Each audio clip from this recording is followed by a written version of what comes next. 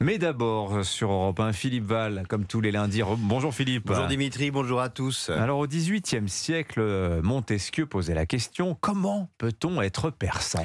Et aujourd'hui, c'est le monde à l'envers. Ce sont les Perses qui posent la question. Comment peut-on être français? Plus précisément, comment peut-on être française? Comment faire pour étudier, s'habiller, travailler, s'aimer, se promener, voyager, boire un verre à la terrasse d'un café, cheveux au vent, sans risquer la mort, la torture, la prison? On a bien compris que vous parliez de l'Iran, des mollahs, étrange pays quand même. Un étrange pays qui vit sous l'état de siège et qui dépense une fortune en technologie de surveillance de la population, qui mobilise des milliers de militaires pour quadriller les rues, qui installe des checkpoints à l'entrée des villes, qui met des caméras de surveillance au-dessus de ses places, de ses carrefours, qui mobilise des espions, des milices pour contrôler les allées et venues, les propos et les gestes des passants. Mais quel ennemi terrifiant, quelle puissance redoutable menace ainsi la paix civile en Iran pour que tout l'appareil d'État se mobilise pour le vaincre? Eh bien, le monstre qui ébranle le pouvoir des mollahs ne pèse que quelques grammes. C'est une mèche de cheveux qui est partie en guerre contre un autre monstre qui ne pèse pas plus lourd et qui s'appelle un foulard.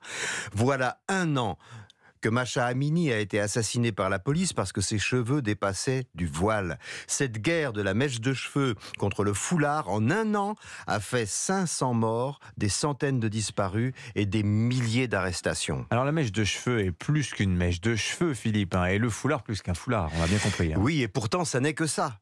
Mais dans l'œil des mollahs, une mèche de cheveux féminin est une mèche de bombe qui libère chez les hommes le torrent des pensées libidineuses, impures, incontrôlables, inhérentes à la vue d'une femme. Si le cheveu est visible, l'homme n'est pas coupable du crime qu'il désire commettre.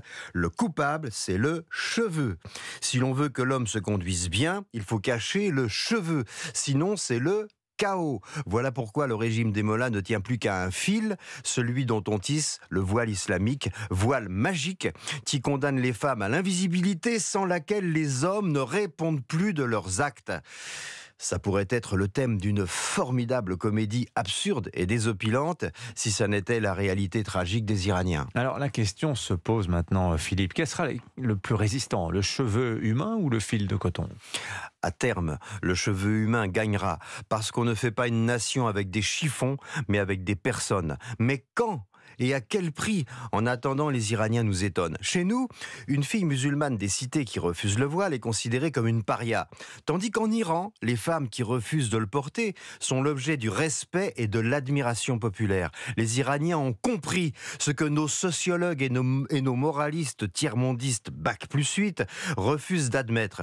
Tout l'avenir du Moyen-Orient, avec toutes les conséquences sur le reste du monde, repose sur la réponse à cette question: les femmes iraniennes pourront-elles ou non sortir de chez elles avec les cheveux à l'air libre?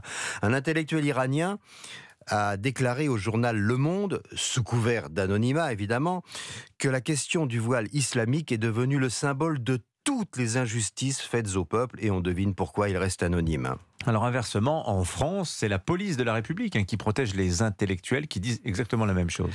Eh bien, c'est la preuve que les conséquences de la guerre du cheveu et du voile vont bien au-delà de l'Iran. Cette résistance des femmes et des hommes réunis dans la lutte contre la tyrannie masculine est une première mondiale en terre d'islam au XXIe siècle. Et si l'avenir des mollahs ne tient qu'à un fil, le nôtre tient à un cheveu. Magnifique. Merci beaucoup Philippe Val, qu'on retrouve avec plaisir tous les lundis sur Europe.